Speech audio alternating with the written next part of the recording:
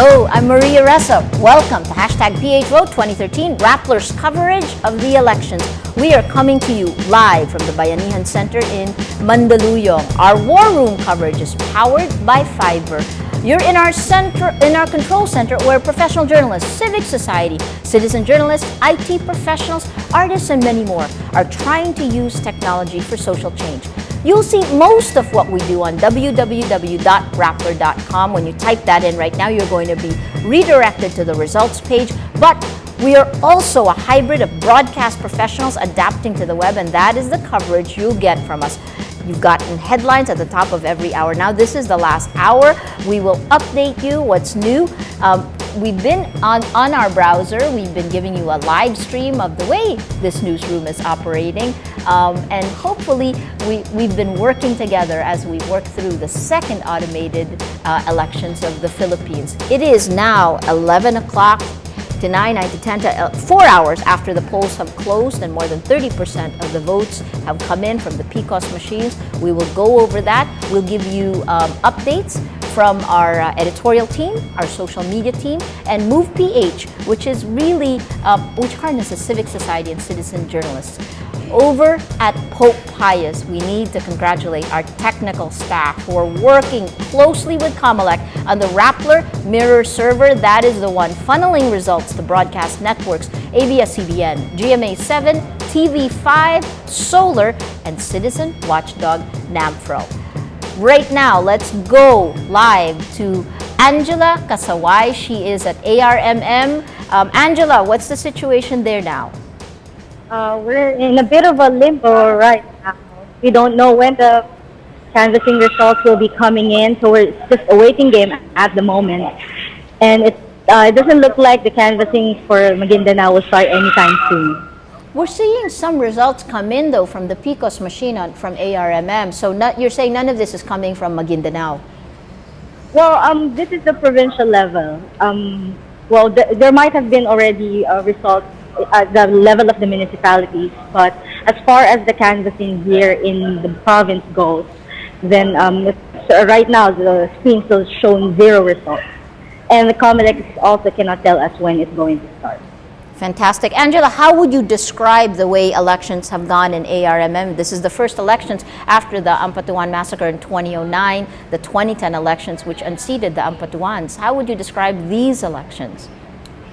Yes, it started on a very high note. People are very enthusiastic during the morning, but as the day went on and people started coming in very slow trickles to the precincts until it came to be that until they found out that there was in fact very low voters turnout in most precincts, especially here in Cotabato City. There were some. Yes. Go ahead. I was going to ask you, when you say low voter turnout, what do you mean? Do you have a number for it right now? Yes, in 2 precincts that we visited here in Cotabato City, 2 of the biggest precincts, there was only about 45 to 50% voters turnout. And that was so much lower than what the BEIs expected. Okay, Angela Kasaway, we're going to be going back. Please keep us updated on what goes on at ARMM. Meantime, let's go to the results page of Rappler. You've got 2 of them, the index page that Josh is now looking at you. Now, let's take a look. Go ahead, Josh. Zoomed in on ARMM and Maguindanao in particular, since we have a reporter there. Let's take a look at the battle for governor. Provincial governor of Maguindanao, Ismael Mangundadatu. We all know who he is.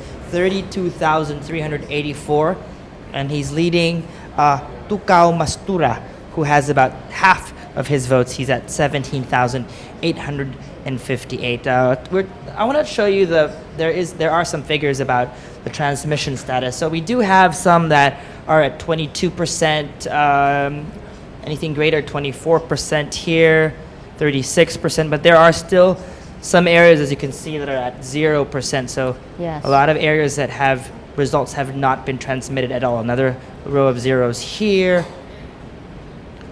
So there are a couple. There was an explosion in Datu Unsay, and you've got 6%. Right, and you have 6%. So just we can keep track of this. This is as of 10:18 p.m. That's the last batch of results that we've received so far, at least from this area in Maguindanao. We're seeing a lot of zeros. 1, 2, 3, 4, 5, 6, 7, 8, 9, 10, 11, 12, 13, 14, 15. So 15 areas still have a lot of zeros. And not much has really been transmitted. We don't have anything above 50%. The most that we've had is from Pagagawan, 36% transmitted so far. Guys, have any areas in Maguindanao that you want to take a look at? I think that's okay for now. And let me didn't introduce you. Let me introduce our guests and the ones who've been working with us around the clock. The authors of Ambition, Destiny, Victory. It's Chai Hofilenya and Miriam Grace Go. They're also Rappler editors. Thank you for analyzing this last hour of Election Day coverage for Rappler. Let's. Your thoughts on ARMM, low voter turnout? Actually, ARMM has traditionally been a problematic area whenever you talk elections. That's where a lot of vote buying is expected, a lot of harassment, intimidation, violence, and cheating. And usually the expectation is results would come in late. Because if ever there are last-minute adjustments that have to be made, this would be easier done. Operations can be done in these areas. So it was just interesting that Josh pointed out earlier that there are quite a number with still zero transmission results. And also in past elections, ARMM is where you always have special polls. Yes. Yeah. And the command vote that used to come in, right, with them. For the last few slots of the senatorial race. We're going to wrap up all the places that we focused on all day. The first is the most vote-rich province. This is with, let's go to the third vote-rich province. Carmela Fonbuena has been with us. She is in Pangasinan. Carmela, what's the situation there now? Hi, Maria. Here they've temporarily closed the canvassing center because what we're watching here is the gubernatorial race. Let me explain the transmission. We also don't have numbers yet for the gubernatorial race because we have to remember the counts in the municipal races. They have to be completed first before they are transmitted to the gubernatorial canvassing centers. So what we're seeing right now are results from precincts to the municipality. So we're already looking at the results of mayoral races. We're talking about official results. I mean the election, Board of Election Inspectors. These are the official results that will be recognized by the Commission on Elections. So when we talk about gubernatorial races, they have to finish first the municipalities and cities that will transmit the totals to the gubernatorial races. That's why the counts here for the gubernatorial race in Pangasinan will probably start trickling in 1:30 a.m. And that's what the COMELEC here advised us. We should just return around 1:30 a.m. and that's when we will expect some towns to transmit total results to the canvassing center. Okay, Carmela, we do have though some results with coming in through the PCOS machines. Josh will tell you what they are. Yes, Carmela, actually we've been monitoring the results. So we've actually had figures for the position of governor since earlier this evening. You might find this interesting. Espino still leads. 312,143. Hernani Braganza has just 111,647,000. Are those figures that you expected, Carmela? Okay, I think we lost Carmela. Well, let's go to our election experts. Is this a surprise? Maria, we actually have new results. Oh, please, go ahead. 11:07. So our last one was an hour ago, 10:08. So it looks like it's coming in every hour now. We've had an additional 1.8, 1.9 million added, an additional 4%. So we are now at 38% of votes counted. Nothing much has changed, but as you can see, Grace Post still solidly in the lead with about 1 million votes over second placer Lauren Legarda at the moment. 10,778,981 not much has changed. But Nancy Binay is still ahead of Sani Angara, but they're still quite close to each other. I did a little bit of math again, the race that we're all looking at. In fact, I saw some tweets earlier. People are doing the math as well on Twitter. How far is the lead of Gringo Honasan versus Dick Gordon? Let me take a look at my calculator. It's about 139,000. So he's gaining slightly because the last time we checked at 10 o'clock, he was at about 100,000. So now he has about 39,000 more than he had an hour ago. So he's holding on to his lead for now. Again, not much has changed. We draw the line here. Not much has changed there as well. Actually, nothing has changed. So those are the results as of 11:07 p.m. Any surprises in these results? Grace Po, definitely. Did you expect her to do this well? No, not to be number one, because Lauren has consistently been number one. Lauren and Cheese, it was just the two of them over there. And I don't know if Lauren slipping to number two is a result of the negative campaign that was launched against her in the last few, was it weeks or last few days? Last week. Last week.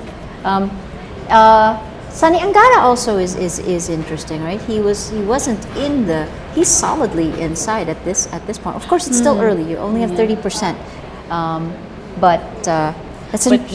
one thing that Sani Angara and Grace would still be name recall. Of course, the Angara taking off from the father, and Grace from FPJ, and I think Arap kept on saying that even if she had joined Team Pinoy, he was still supporting her. So I don't know, maybe that might have been a factor as well. Were you surprised by Pangasinan? I mean, Carmela said they haven't started transmitting results, but you have some. I mean, it's almost a third,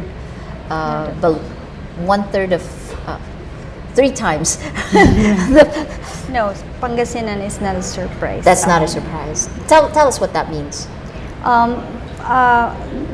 Governor Espino is on his 3rd term, and he is with NPC.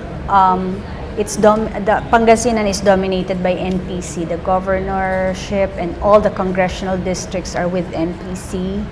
And if you will only look at what their respective local bailiwicks could deliver, Nani is from Alaminos. It's not a very big city. It doesn't have a very big voters population, and Espino has tested his machinery in the past 2 elections before this, so it's not a surprise. Not a surprise. Was Pangasinan a Lakas stronghold years back, and Braganza was only because Ramos happened to be president at that time, and so of course when you are the president in your home province, most of the local politicians would go to your party, and it happened that De Venecia also was from Pangasinan, so he became the House Speaker. But after that, it's been the NPC. Okay, fascinating. We'll move on to another race now. Let's go to Ace Tamayo. He is in Quezon City, which is nearly finished. It's almost 100% have been transmitted from Quezon City. Ace, what's the mood there? What's it been like all day? Maria, well, I'm now here at the City Hall of Quezon City, where we are now just waiting for the CF cards, memory cards, and ballot boxes from all the city's 6 districts to arrive, as most precincts, you're right, already transmitted 100% CCS. The mood here is very relaxed as we just wait for the official results for the local and national elections here at Quezon City. Compared to the chaos this morning of malfunctioning PCOS machines and furious voters who can't find their voting precincts, COMELEC officials, poll watchers, and election supervisors are now looking relieved as election day is officially over. We just saw actor Anjo Iliana, who is running for councilor in the 5th district, being congratulated already in advance by people here as well. Quezon City Treasurer Edgar Villanueva, who is in charge for the retrieval operations of all elections paraphernalia used today, said on their part, Quezon City had a successful and peaceful election. And that's the latest here in Quezon City, Maria. Fantastic. It's Ace Tamayo. He's been watching Quezon City all day. Thank you, Ace. You're almost done. Josh, you've got results Of course. from Quezon City. What do Pull we them have? up and they're fresh. 11:07 p.m. Incumbent Mayor Herbert Bautista dominated this race. 425,000. The next guy closest to him, Johnny Chang, has only 42,000. Wow. So he's obviously Landslide. that's a landslide victory. Then you have actor Alfred Vargas, another actor in politics. He leads Annie Rosa Susano, 49,139. Annie Susano is at 18,053. There are other names here that might be familiar to you. Feliciano Belmonte Jr., 78,635. The district before that, the one in second spot is the wife of the former congressman. Rita Crisologo. Yes. Let's take a Congressman look at That's actually a closely fought race for the Yeah. first district of QC. Boy Kalalay leads by about 47,544. Rita Crisologo is at 43,599. Let's take a look at the other results. Castelo versus Mathay, 61,000. And again, Josh, Chuck Matay was the former congressman of that district. So we see a lot of familiar names here. Former Former mayor. mayor. Mel Mathay, No, 34th. the father was the former mayor. Ah, This the is the father was- son, Yes. the former congressman. So he's Ah, he's yes, Ismail that's Mathay, right. the third. Third, Right. yes. Sorry. So let's repeat that. Winston Castelo, 61,000. Ismail Mathay, Mel Mathay, the third, 34,955. Running unopposed, Kit Belmonte in the 6th district, 63,307. In the 3rd district, George Banal, 36,058 versus Matt Defensor. Matt Defensor is the father of Mike, the former the congressman. Former Congressman Mike Defensor. A lot of familiar names, as you can see. And of course, you have this, and we talked about, I know Ace mentioned another former actor, Anjo Iliana. who's- Anjo Iliana used to be councilor of, and even vice mayor of Paranaque, yata. Yes, diba? now he's and in then now QC. he's in Now Quezon he City. it looks like he's going to be part of that list of councilors of QC. Quezon City has always attracted Movie stars, yeah. celebrities. Yeah, in its city Yeah. council. Well, it is the city of the stars. It's like the starting point of their political careers. Tito Soto started in Quezon City. Is this the largest number of voters in Metro Manila. in Metro Manila? Here's another familiar name here in the 2nd district, Roderick Roderick Paulate. Paulate. See, We all another know one. him. Precious Castelo. Any other familiar names from showbiz? Of course, we all know Bong Suntayam from QC, so I see his posters all the time as well. In the band. And then Vincent Belmonte is another familiar name in QC. Okay. Let's move on then let's go to Patricia Evangelista. She's on the line. She's been in Manila all day. Patricia, where are you and what is happening? Hello, Maria. We just got 86% of the votes transmitted. It looks like former President Joseph Estrada is leading by a little bit over 27,000 with 86%. He just gave a he's actually at the moment giving a press conference. He seems pretty confident. A while ago, incumbent Mayor Alfredo Lim was at the canvassing. He promised to return. He said he was just going to go out to eat, but we haven't seen him for nearly an hour. So I'm not sure if he's appearing, but it looks like the Arab camp is pretty excited and pretty confident. At 86%, you said, of the votes counted. Is that right? Yes. Okay. Let's take a look.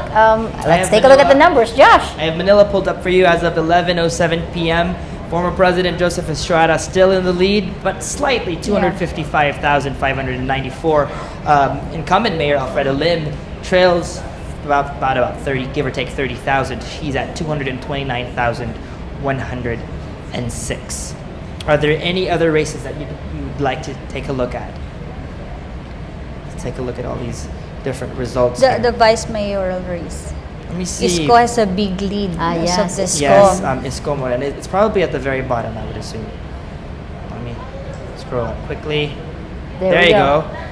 And as you can compare, let's take a look. Remember these figures. Isko Moreno. We all know who he is. Of course, he runs by the name of Isko Domagagoso. Did I say that right? 292,018, and you can see that's over 100,000 over his rival Lou Veloso for the vice. Both actors, right? Yes. Right. I think this is the only race where two actors are facing Pitted against each Facing other. each other. So so that's 292 versus 175,000, whereas the other race for mayor, 255 versus 229. That's just In the past elections where Isko also had more votes than Lim. Whenever they both won, Isko had more votes than Lim. So similar now. He has more votes than Arab, I think. This is actually an interesting local race because people are watching because they're interested in Estrada. If he wins if he loses, a lot of people say that it's the end of his political career because he's advanced in age, he's become president, and maybe it's time for him to retire. Right. But if he wins, it's like that's a fresh start that where people of Manila are giving him. Yes. And that's a slap on Lim, who's had the full support of the president and the Liberal Party despite the Luneta incident. And also, we've been focusing on Arab in this race, but it's actually Isko who has the machinery carrying In place. Arab. Interesting. Of the 20 plus councillors in Manila, Isko has 17 with him, and out of the 1,000 plus barangays or precincts, I think, he has 700. So I remember Manila also was one of the ugliest It was extreme, ugliest personal, races. The debate was so yeah. a lot of mudslinging. very, very personal attacks. We're going to move on to Makati, to Aya Lo. Aya, what's happening there? Hi, yes, sorry, I finished the transmission. It was a bit of a hiccup towards the end because the transmission in San Antonio, being fixed, stalled for a while. But it's okay, it's back on track. And according to preliminary results, it looks like Sujun Binay is leading by a long shot for Mayor of Makati. And Vice Mayor is Marce de Vega from UNA. And but overall, today was pretty smooth in the precincts that I went to. No major reports. There was some PFOS machine malfunctions. But they were solved pretty quickly, and so overall it was a pretty smooth day. Wonderful. Thank you, Aya Lo and Makati. Josh, the results. okay. Junjun Binay, we all know who he is, son of Vice President Binay, Judge Omar Binay, leads convincingly 169,632. Independent rival Rene Bondal is at 21,332. I'm gonna scroll that's all another the way. landslide. His running mate, however, is in a close battle for the vice mayor position. Zoom in. Marge de Vera, is at 92,674, and just 4,000 higher is the LP candidate Kid Peña.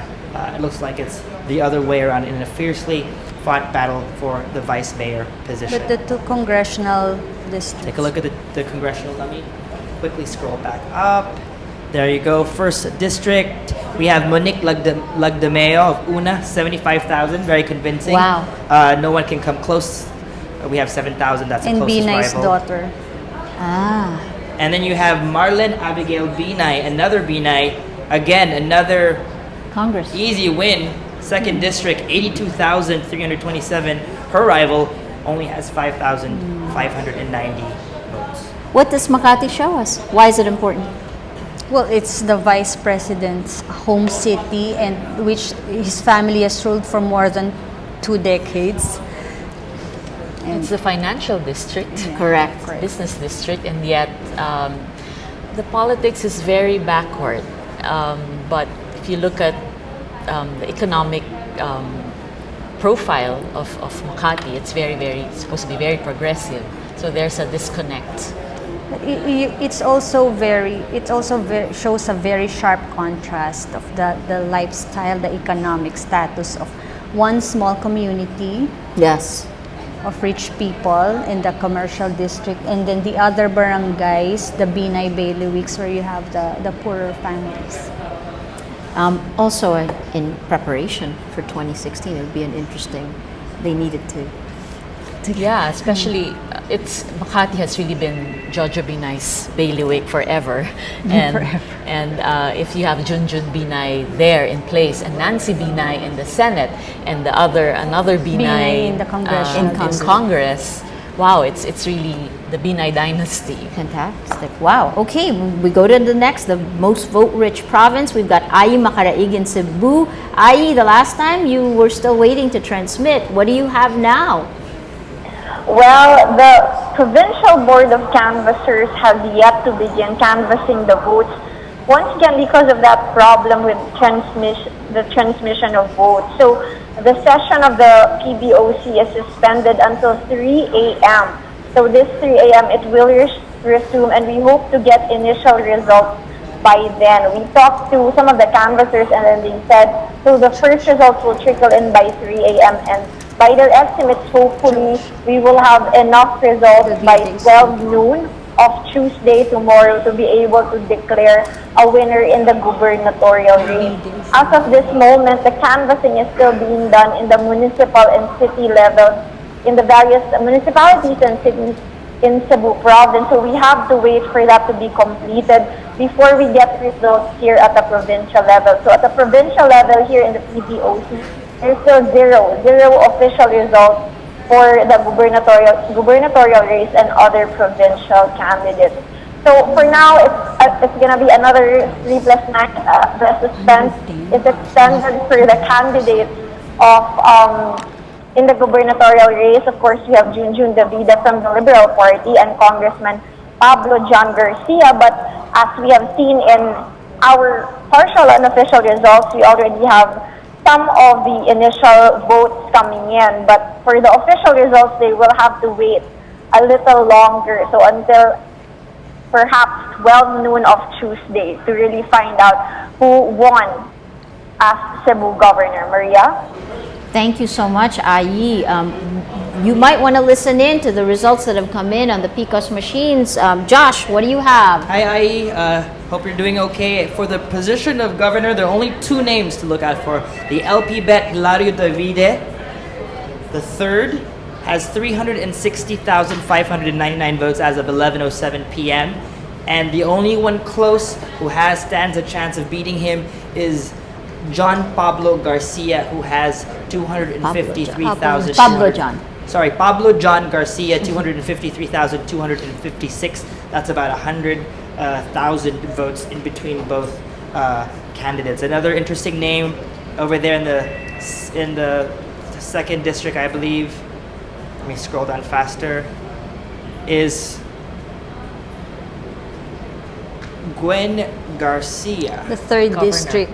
If I can find her, there you go. Third district, Gwen Garcia of Una maintains a slight lead over Geraldine Yapha of LP, 42,456 versus 39,532.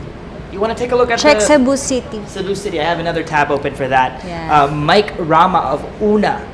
Una is slightly leading both in the mayor, for mayor and for vice mayor, 160,605, about 9,000 over Thomas Osmeña of LP, 151,552.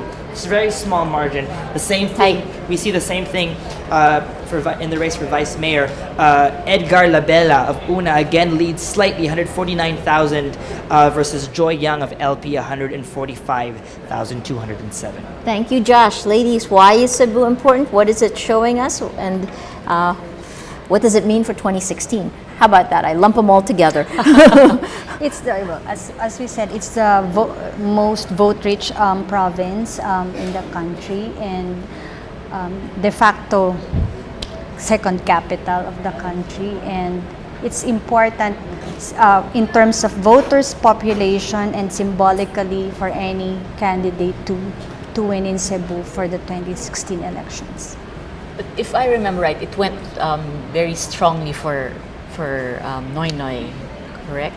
In 2010. But strongly for Gloria also in 2004. So it tends to be oppositionist, I think.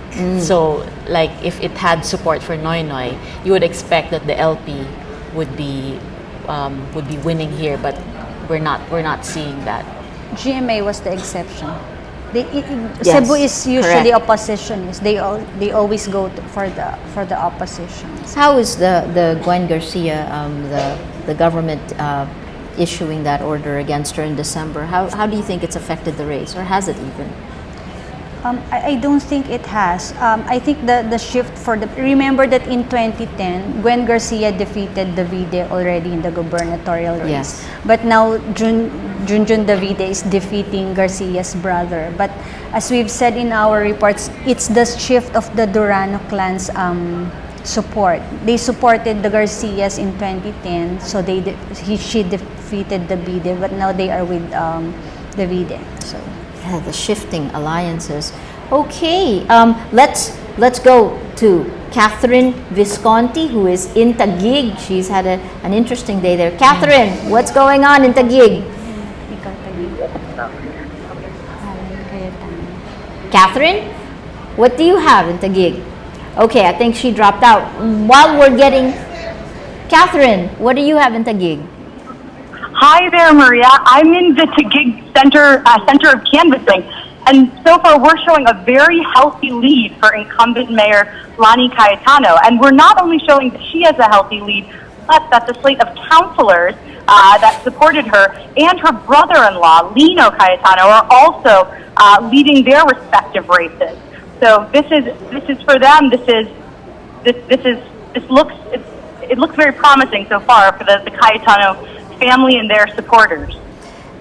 Thank you so much, Catherine. You might want to listen into the results for the PCOS machines. Josh, what do you have for Taguig? Well, we have two Cayetanos, as you can see. First in the race for mayor, and like Catherine says, Ate Lani Cayetano leads by about about 18,000, 42,372 votes for her as of 11:07 p.m. Her rival, Rica Tinga, 26,155, the incumbent, solidly in the lead there. Her brother-in-law, Lino Cayetano, leads the race for congressman in the 2nd District, 23,354 versus Henry Dueñas Jr., 18,675. And again, let's just show you what Catherine was talking about in the race for councilor. You can see NP has a first 7, I believe, slots, or 8 slots. What does that mean? It's MP country, and before it was the Tingas who were in control of Taguig until the Cayetanos took over. And even though it's Lani Cayetano who has become mayor, there is talk that it's really still Alan Peter who's in the shadows and is having a say on how Taguig is run. Although interesting, Taguig was also a point of interest because it was almost put under COMELEC control because of the feared violence that could break up, but it didn't push through. Gigi? Anything on? The Cayetano dynasty, it's actually not just them breaking the Tinga dynasty. It was the Tingas breaking the Cayetano rule first, because during the elections for assemblyman in the early 1980s, the Cayetano father defeated the Tingas, I think, in the elections, and then the Tinga took over after that, and then now the children are taking over. It really does show you the warring families, It's how it goes Tinga through and generations. Cayetano, Yes. Okay. Interesting to watch Taguig, though, I'm sorry, because it's the city next to Makati, and it's trying to rival Makati in terms of developing a commercial district. I think a lot of the embassies are there, the new offices are there, and for a time, Makati and Taguig have been engaged in a boundary Yes. boundary Yes, dispute, correct. right? And I remember the former Mayor Tinga saying that he was talking to then Mayor Jejomar Binay of Makati that if you're going to get part of Taguig, I'm going to get part of those barangays where you have all your voters. So Interesting. But also, like Makati, Taguig is growing. Yes. Economically, but that also translates to corruption from the local government officials. Way back, estimates were pegged at about 20% commissions for local government officials, but in Makati that rose to about 40-50%. And we've been hearing that it's the same rates that that you could get in Taguig. Taguig now. Well, let me ask you also, since the Cayetanos also, Senator Alan Peter is in national politics, any harbinger, any foreshadowing for what this could mean for 2016? Oh, he's certainly interested. I think he has presidential ambitions, and that's the reason why, of course, we've been talking about the tension and the dynamics between him and Lauren, and why it's important to pull Lauren down so that he rises up. Because, of course, when you become number one, you occupy the top senatorial slot. That means that equates almost always to the Senate presidency, and if you become Senate president, that's a vehicle for the presidency. Fantastic. Okay, now let us go to Cavite. Natasha Gutierrez. Natasha, the last time we saw you, you were happy that the results finally transmitted. Where are you now, and what have you got?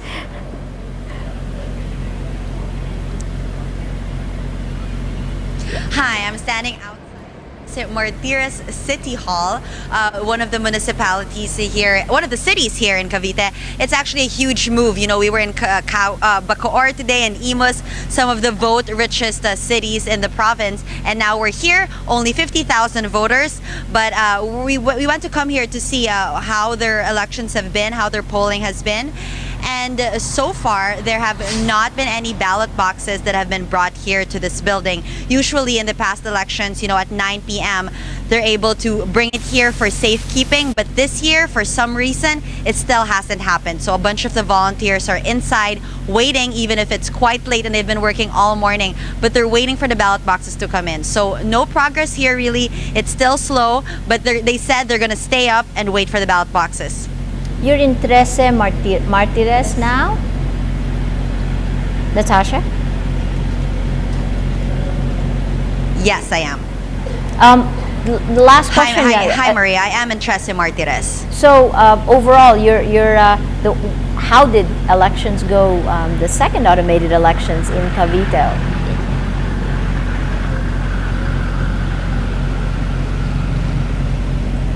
Elections here in Cavite went quite well, actually. You know, the precincts that we saw were quite organized. It was pretty impressive. Of course, there was some tension, as we all know, in the House of the Revillas. But aside from that, in terms of how the process went in the precincts we visited so far, no major problems. Like I said earlier, I was in Imus, in Bacoor rather, and one of the largest voting centers. There were 30 precincts all clumped up, and out of the 30 PCOS machines, only one malfunctioned. Aside from that, no real complication. You also saw us earlier, we were able to transmit all 3 results that we needed to. So far, so good here. The canvassing of votes in the province starts tomorrow at 8 a.m. in the capital, here also at 13 Martires. Great, that's Natasha Gutierrez reporting live from 13 Martires. Let's go to the results. Well, I pulled up Natasha for you because you're at 13 Martires. Running unopposed for mayor, Melan de Sagun, 19,446. Also unopposed is his running mate, Alex Lubigan, who has about 19,227 votes. But what's more interesting is the race for governor, Maria. Correct.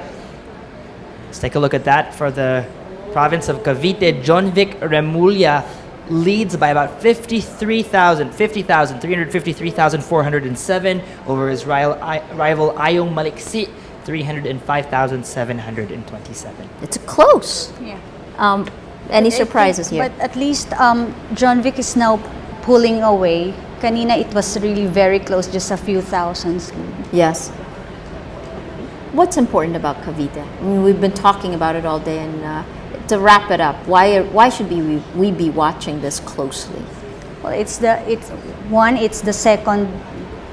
province with the second largest number of voters. Two, it's the closest to Metro Manila, and this is where you've started the concept of Calabar Zone, all the economic zones, and number three, the composition, the profile of the residents is changing because because of its closeness to Metro Manila. You now have a lot of immigrants, and the challenge for political dynasties that are native in Cavite is for them to be acceptable and also to stay in power, given that the population is not all Caviteños anymore.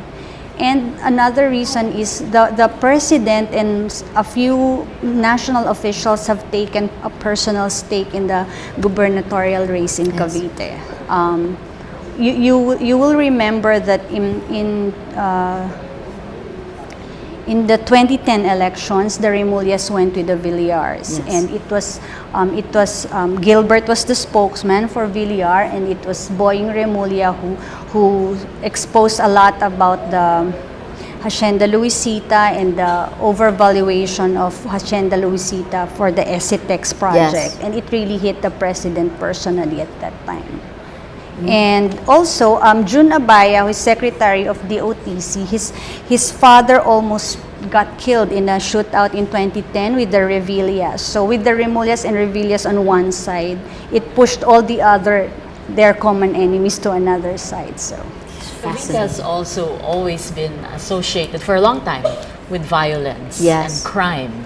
But as Gigi pointed out, you have all these growth areas now. So I don't know if this year's elections, because there hasn't, besides that particular incident that Natasha reported on earlier, there really has been no widespread reports of violence.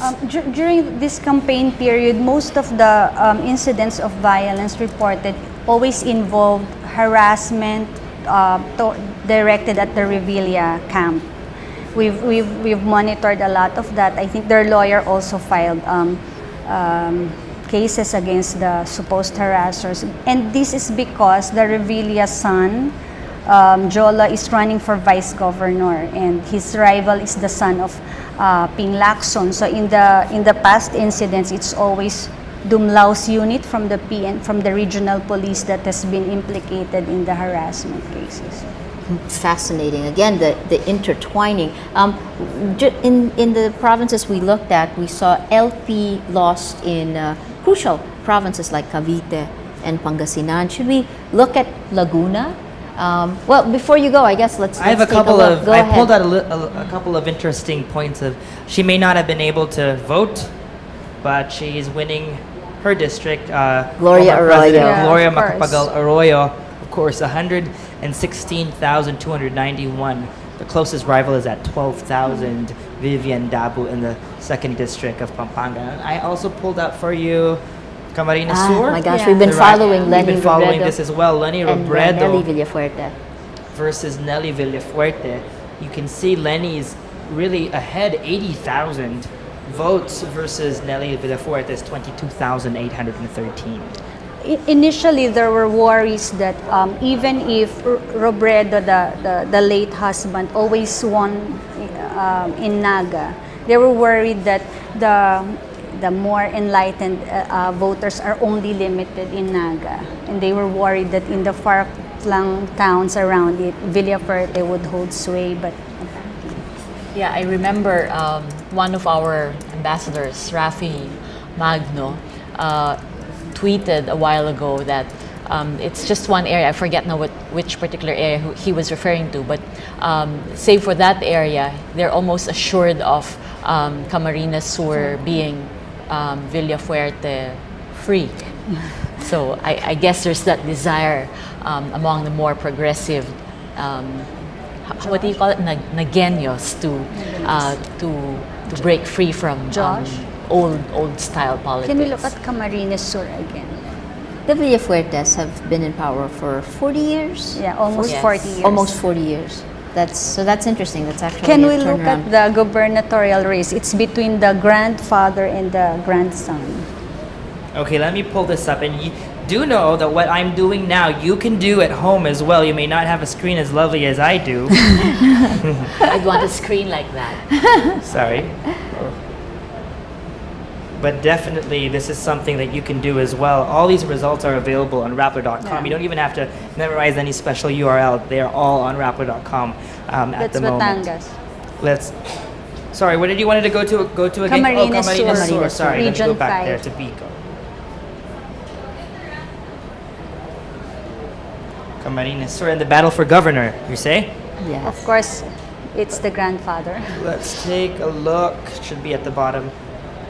Provincial governor of Camarines Sur. Oh, wow, yes. And as you can see, two Villafuertes rivaling each other.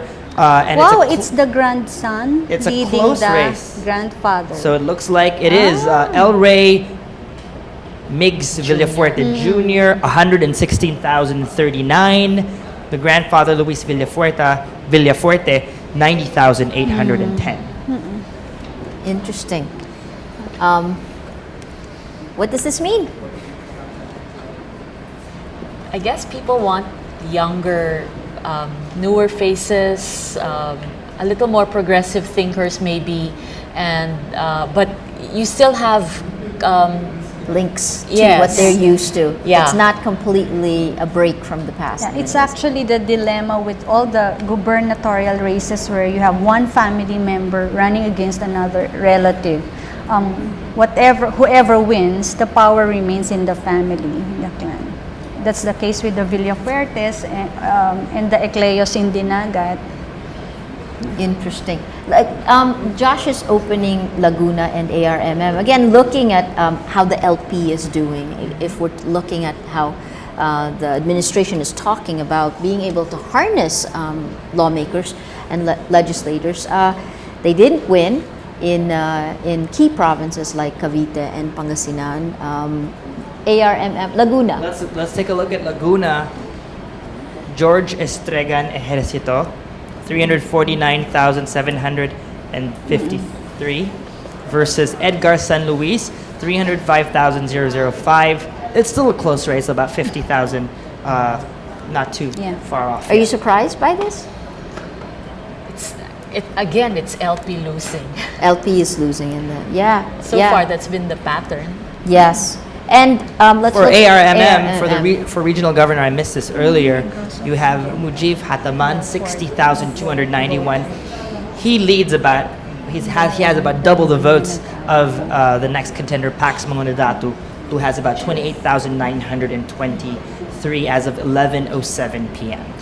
So I what- want to point go ahead. out, Maria, and this is the tech team told me to make note of this. We were talking about the different scales and how red means kind of scary, blue is nice and calm, everything is okay.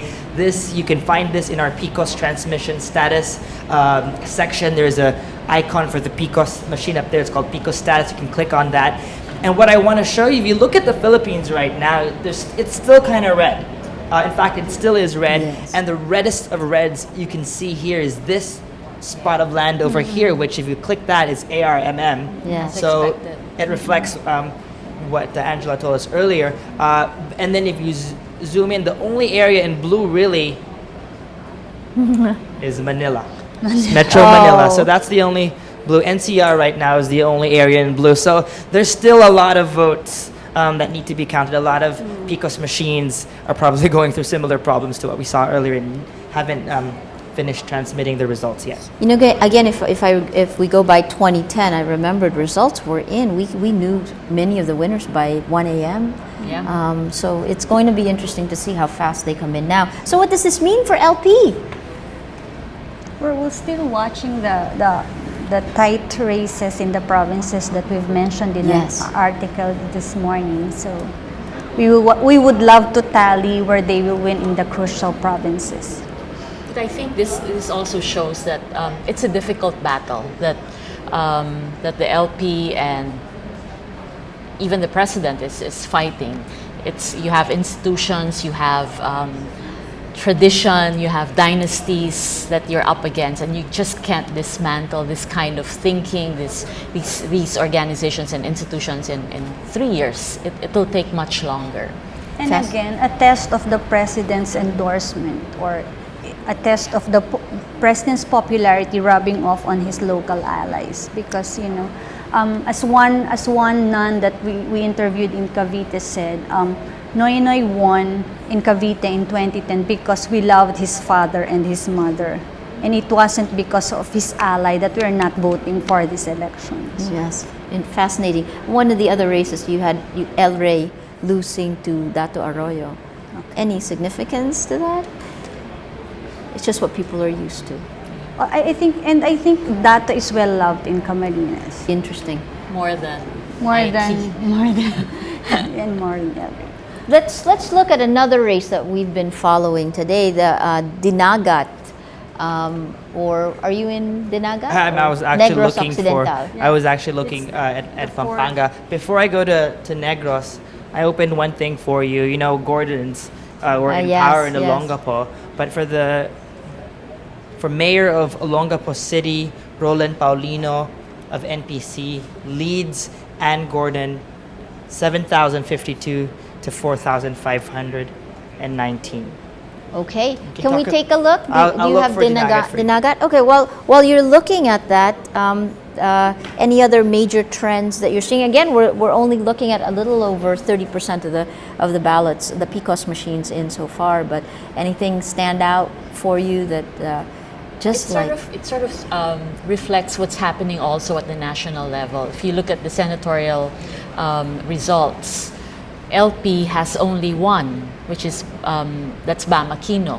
Yes. And then the rest are, well, three from NPC, three from NP, one from LDP, and another one from PDP, I believe. So it's just LP. I mean, without the coalition, it wouldn't have won. Team Pinoy wouldn't get. What the projection was 9-3. 9-3. Yeah. Yeah. Okay, while we're waiting for Josh, well, you have it. Okay, let's go. Take a look at this race. Dinagat. Wow. Wow. The names, and we can see two Ecleos fighting it off for the position of governor of Dinagat Islands. And the it's race very close. is very, very close. Probably one of the closest we've seen tonight. Mommy Glenn Ecleo Mommy Glenn. leads 9,303. Let me do this again. 9,399. Probably just 100 under Geraldine Ecleo, 9,198. 201. Yeah, sorry, 201. Geraldine is the daughter. She used to be governor, and then she stepped down, became vice governor of her mother, Oh, wow. and then now she's fighting her mother for the governorship. I can't imagine what that family must be like right now. The other race we were looking at in Dinagat is Kakabagao. Yeah. and again, that one, tell us why that's important. Who's We have it here. Go. For the Lone District of Dinagat. Arlene Bagao leads by about 700, 10,321 versus Gwendolyn Ecleo, another Ecleo, 9,065. Why is this interesting? Well, Jade Ecleo is claiming that she teamed up with Kakabagao because they both want change and bring progress in Dinagat. But you will also see that between the daughter and the mother in the gubernatorial race, most Dinagatans still love the mother. But in the district, in the congressional race, I think Kaka has established a lot of good impression with people in Dinagat because of the development projects that she initiated, and also because she's a native. She's one of them. These people have lived for many decades, just looking up to the Ecleos, were the ordinary people, and suddenly there is a congresswoman from among us trying to fight the Ecleos. So fascinating. Negros Occidental, another Danding country. Well, we have a couple of familiar names here. Looks like he's winning another term in office. You all know him, Jules Ledesma, Congressman Jules Ledesma of NPC. Absentee congressman. Right. We all know him because of that, and we also know him because he's the husband of Asunta De Rossi, the actress. 27,539. He leads. Nene de la Cruz of PMP, 14,601. Can we see the For governor. Let's look down all the way down to the bottom for the race for governor. We have Alfredo Marañon Jr., 270,091, 100,000 votes. Below him is Genaro Alvarez Jr. of NPC, 179,639. Thoughts? Well, we've reported that Negros, this year's polls will be a test of whether the Danding's Trail has a stronghold on Negros politics, because these two candidates for governor were both his allies, and then Marañon, I think, broke off from Danding, and so Danding is now supporting the challenger, who is behind by about 100,000 votes right now. Interesting. Does that mean he is losing his hold? We're not too sure. Yeah, because they've been saying that Danding hasn't been, if you look at NPC, Danding hasn't been as actively involved in the affairs of the party, and he's allowed the younger Turks to take over. And I don't know if this is also reflected in Negros affairs, that he hasn't been that involved maybe in pushing for his candidates. That's why they're not doing as well. We have been going through, before I ask you for your final thoughts, let's go to Move PH. Chai, during the day, was actually the head of Move PH before she put on her other hat. Buena Bernal is there. Buena, tell us, what are you looking at? What are the Rappler ambassadors and the movers doing? Well, right now we're receiving reports from our Rappler ambassadors. At 11:19 today, Josa Salazar in Malvar, Batangas said that the random manual audit in her area was about to start. In Los Baños, Derek Alviola said that the canvassing, the Board of Election Inspectors has adjourned, and they will be resuming canvassing tomorrow at 7 a.m. The same goes in the old provincial capital of Nueva Ecija. A Rappler ambassador, Anthony Isguera, reported that canvassing will resume tomorrow. On the top of our stories in Move Desk are actually two stories that are in contrast. We have stories of violence today, and we also have stories of inspiration. We received a report from one of our Rappler ambassadors that she alerted us that there was a shooting incident between the Philippine Army and the New People's Army at 11 a.m. today, and that left one dead and another wounded. They are both members of the 79th Infantry Battalion. It happened in Barangay Milagrosa, Santa Catalina, and according to Police Senior Inspector George Baton, the New People's Army, the members who initiated the shooting, escaped, and the exchange of fires happened at it occurred at a range of 15 minutes.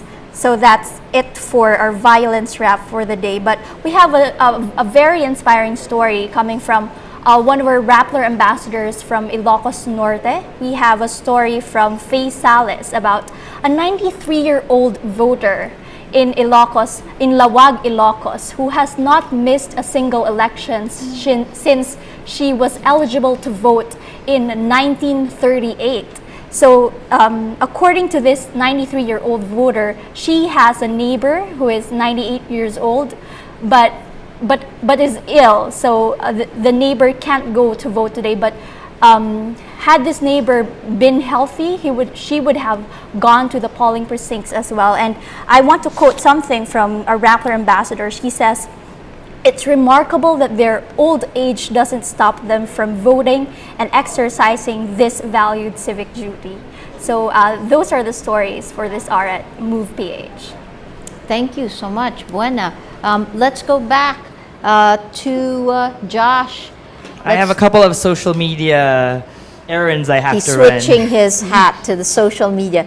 You all saw the results, so we all know what the senatorial results are like, right? So hanging right now on number 13th, and that's probably the worst position to be in, is Dick Gordon. And I hope you don't get offended by this, but trending worldwide, and I don't know if this is still happening right now, but I kept this open. It's already changed. Oh, it's too late to show you, but it was about Dick Gordon. He was number 1 worldwide earlier, and the hashtag, what was the hashtag again? Ipasok si Dick Gordon sa Senado. Close. Ipasok si Dick sa Senado. Something like that. And he was number 1 in the world at that time. Unfortunately, that's already changed, so too bad about that. Rappler is actually partnered with Google for the coverage of this elections. The broadcast that you're watching right now is actually on YouTube, a live stream on YouTube. If you visit Google today, the Google Doodle today is dedicated in honor of the elections that we're having. And there's a special Philippine flag there, so you might want to check that out, Google fans. Speaking of Google, we actually have a Google Hangout planned, and we actually had one 2 days ago, and it turned out really, really well. We're having one more tomorrow. It's PHvote Hangout the morning after. I want to read a bit from it. It's 1 day removed from the 2013 midterm elections. The posters are down, the jingles have mercifully stopped playing, and some of the results are out. Congratulations, you have survived the 2013 elections. And it's time to take a look at the ups and downs. Giles Sulit, one of our social media producers, will be moderating this hangout. And if you want to take part in this hangout, here's your chance. If you go to this page, there's actually a sign-up form right here. Just fill in your name, your nickname. Just make sure we're just looking for people with a decent internet connection, a laptop or a computer that has a webcam, and a good microphone. Maybe earphones with a microphone will do. And then what we'll do is you fill up the form, tell us why you want to join the hangout. We will audition you just to test if all your technical stuff are okay and all in order, and then we can invite you. We have 9 slots available, probably about give or take 6 slots left for the hangout tomorrow. So do join us. We encourage you to join this hangout, and we can talk about the elections and how you feel about it and how you feel about the results. One more thing, Maria, I want to tell them about. We also have a Google Plus page. Many people probably do not know. There's actually a check mark here, and Rappler is the only news organization that's verified by Google. We have this recent post here, and it's not just about Google Plus, it's actually all about social media. And there's still a lot more to come, and I know you guys live and breathe social media. A lot of you live on social media, so if you haven't already, follow us on Facebook. It's facebook.com/rappler.com, on Twitter, Google Plus, Instagram, or Tumblr.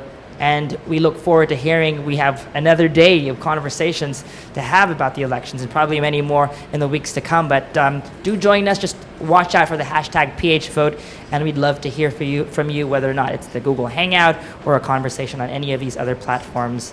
We look forward to seeing you. Maria? Great. Thanks, Josh. Ladies, it is time to wrap it. It's the end of the first day, 12 hours of voting, and the results coming in now. Your thoughts on the way the second automated elections ran? I think, the results haven't come in as fast as 2010, and Correct. maybe that's one problem. There could be questions about credibility, and whenever there are delays in transmission, that always casts doubt on the results. So that's something that they would have to deal with tomorrow. But in general, I think what's different about these elections is social media. Yes. Social media, unlike in 2010, I think more people have become very active on it, and politicians, candidates are trying to figure it out, try to decide for themselves whether they'd be actively involved. But if you look at newspapers, for example, the only ones who advertise in newspapers are party list groups. Yes. Advertising has shifted to either television or even the internet. Yes, So, yes. yeah, sites that are online. You mentioned party list groups. We cannot leave without showing party list groups. Oh, yeah. Josh, Take a look. Can we see the Over results from 100. party list groups? I've been voraciously consuming this and also refreshing like crazy because we're at it's already 12:07 and you remember Yes. that was we had 10:08 and then Yeah. 11:07, so I was hoping new results coming in. Our internet is slowing down a bit, but let me go ahead and click. As you can see, the menu we have. Let me just run over the menu, Maria, so that they know what we have to offer. All results, all those we know. When I drilled down to all those provinces, that's all results. Then there's the Senate race, which is this one, the visualization Yes. of all the candidates running for senator. Then you have the party list race, which I'll show you in a bit. Then you have the PICO status, which is monitoring the transmissions of PICO's machines. Then you have just the congressional race. Then you have the local races. So we've sorted everything out for you. We've made it as easy as possible for you to find the information that you need. Let me go ahead. Nothing yet. Okay, let's jump to party list race. And Gigi, I'm glad you're here because it's going to be quite difficult to explain. A lot of circles. I don't have my idea. There's a, let me explain. You have 4% or more of total votes cast. That's yellow, orange. Then you have red, 2% of total votes, but less than 4%. And then you have this bluish color, got less than 2% of total votes. So only 7 party list groups have that 2%. Nobody at 4% at the moment. Who makes it in from the party list groups? Can you read the different- I ones mean, in red? terms The of different- 4% or 2%, Yeah. how many do you have to get? You're to be assured of one seat. A group has to get 2% of the total numbers of votes cast for the party list. So which shows So at the moment, you have 7 party lists, which are 7 groups that 7 are groups assured of one of seat one seat. each. Let me read And them out. remember that we have to fill 58 seats for the party list. Oh, So yes, 58 seats. You have a lot of groups actually, and a lot of them are too small to have names at the moment. But those in red, the 7 in red, are Buhay, A Teacher, Bayan Muna, Akbayan, One Care, Gabriela, and OFW Family. Buhay is the pro-life group being endorsed by Brother Mike Velarde. There you go. These are the 7 circles in red that have 2%. Where or is more. ang ladlad? Touch the circle though. Touch the circle. Okay, yes, I can touch a circle, but let me see if it works. Oh, there you Oh, go. there. There you go. Okay. Yeah. Let's go over Buhay. You talked about Buhay earlier, so you can actually touch a circle, and you can do this with all the results. Yes, when you go mouse over, all the results will show you actually where the votes came from. In a way, it's almost like information overload. So just consume as much as you want. You will see the nominees of the group. I need to use it. I probably am better off using the mouse. Give me a. There you go, Buhay. Okay. And so you can actually drill down and see which regions. The first nominee is the son of Brother Mike Velarde. There you go. So you do have Marciano Michael Velarde Jr., Jose Atienza Jr., and William Tieng. Jose Atienza is Connected. The brother. No, Atienza, Lito Atienza. Is he that or This is Lito Atienza. That's- is That this is Lito Lito Atienza, the former mayor? Yes, Right. yes. Yeah. The Hawaiian shirt mayor. And the one who suspended all the reproductive health services in Manila. That's why Buhay. Buhay. That's why it's Buhay. Now, if you want to find out who these circles are, you can also go ahead and. Chai find is them. asking for Ang Ladlad. Where is Ang Ladlad? Let's see if I can find it. Second level. Second level. Oh. Second blue level. Yeah, I'm here. The one who's close to getting 2%. Nearer to the right. Let me see if I can do that. Sorry, folks. There are a lot of circles.